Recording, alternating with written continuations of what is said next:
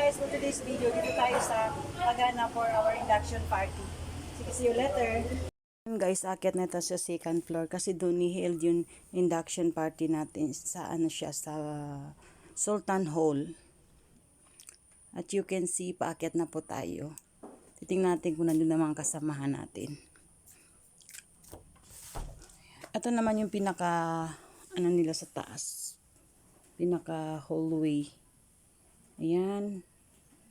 Sa taas kasi ang ganda ng ambience. Malamig siya guys. Yan yung mga display nila ng mga iba-ibang klaseng mga bolo, basta magaganda siya guys. Mga antigo ba? Sa taas. Yan Ma'am Emma Matanog. And of course, our PIO, no other than Ma'am Arnaline M. Puto. Our business manager, we have Ma'am Yasmin Musa Ayunan. Another business manager from teachers, Ma'am Jayhana A. Alon. Our Sergeant at Arms, Ma'am Arbaya Hasin Samad and Mr. Men Lumabaw, sir.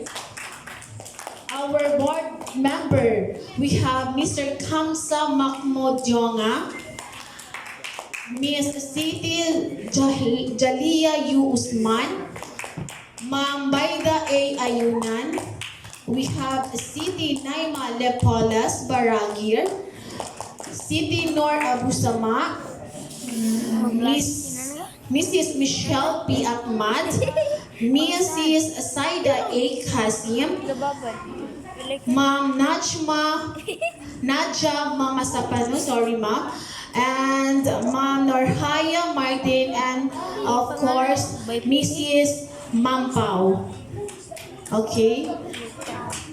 Talaga kaya ni mama. Di bay tapos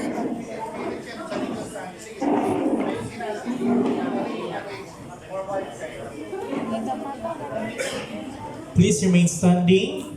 And may we request the school representative coming from the school division, no other than Mr. Renato T. Bendigosa, for the oath taking.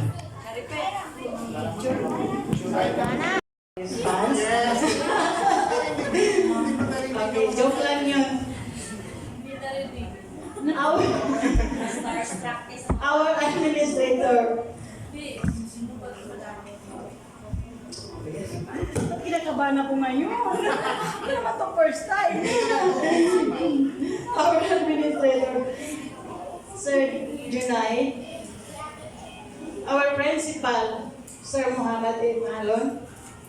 Our guest, Renato Berdigosa, sir. Our co-officers, SBO officers, our fantastic teachers in Stats. Again, magandang hapon sa ating lahat.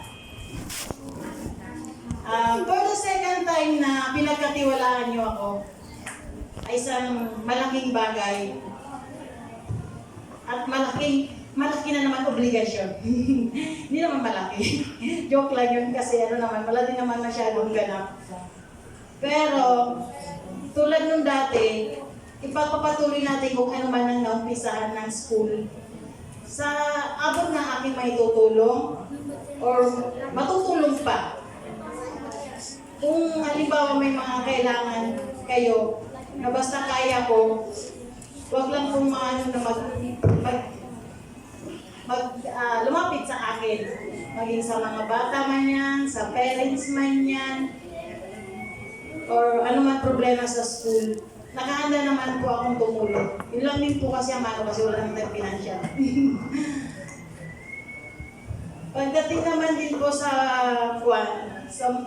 observation ko sa mga response ng mga bata pagdating sa education, medyo maganda kasi si Sherry, pinakikita ko yung development niya araw-araw. Ibig sabihin, magagaling pa rin yung mga teachers hanggang ngayon na nagtuturo. Yun lang ako, pagdating sa bahay, anong ganap anak sa school? Mama, nag-quiz kami mama. Out of 50, nakakuha ko ng 12. Sa akin kasi pag ganon, kahit hindi siya mag-perfect, okay na yun kasi at least sobra siya sa kalahati. Kaya tayo, mga magulang, ito lang din advice lang din. Pagdating ng anak natin sa school, tanungin natin agad, ano ang ganap sa school? Nakikipag-away mo yan, mama, may kaaway ako kanina. Sasabihin niya yan sa inyo. Huwag niyong papagalitan, ganyan na kwan. Basta ako, pagdating ni Sharipe, anong ganap sa school, anak? Mama, nag-bis kami. Mama, nag-ganyan kami. Kung ano sinasabi. Mama, alam mo kanina, nagipag-away ako. At least yun, ano yun sa akin? Parang bonus sa akin, kasi anak ko. Hindi siya nagtatago ng kung ano ang nagaganap sa school niya. Kasi parang routine na namin yun araw-araw. Araw-araw na routine na kailangan may sumbong siya sa akin, masama man yun ang mabuti na ginawa niya sa school. Parang ano lang ba? Parang huwag natin, alam mo ba, nagsunod siya ng ganun, huwag natin papagalitan. Tanungin natin, bakit nangyari yun? Bakit ka nagipag-away? Ano ang sabi ni teacher? Ginagalitan ka. Tulad na sa araw, Mama, nakauwi ako, Mama, anong oras na? Bakit? Anong oras na?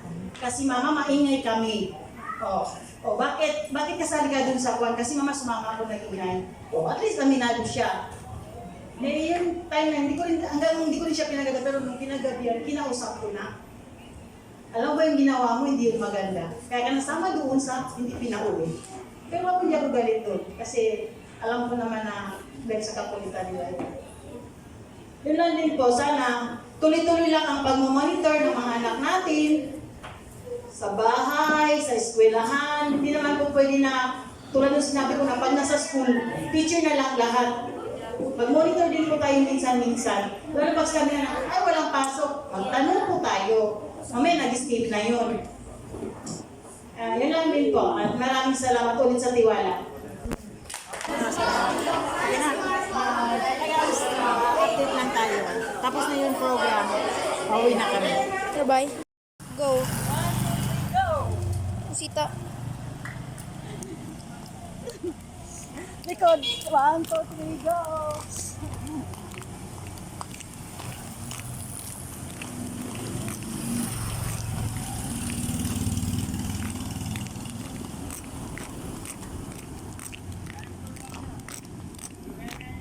Aday, sakit kalugat.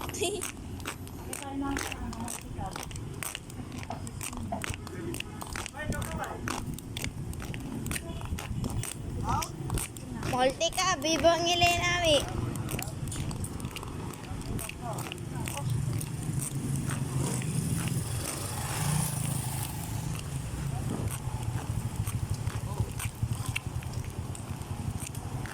May cut na natin.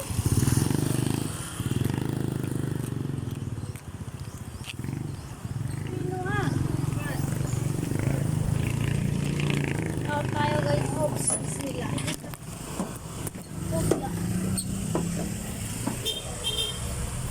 Hi, yung madam nyo po. Yung madam niyo po nanalo ng, ano ba ito? Miss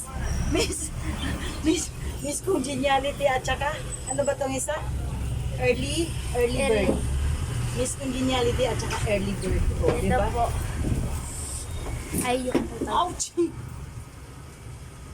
Ito po. Tatanggalin ko na ha, kasi para kong timang dito. Ayan nga. Naka-early. Dito ka, mama. Dito lang, ay. Dito ka. Basta, dito ka. Yeah. Ay, nako.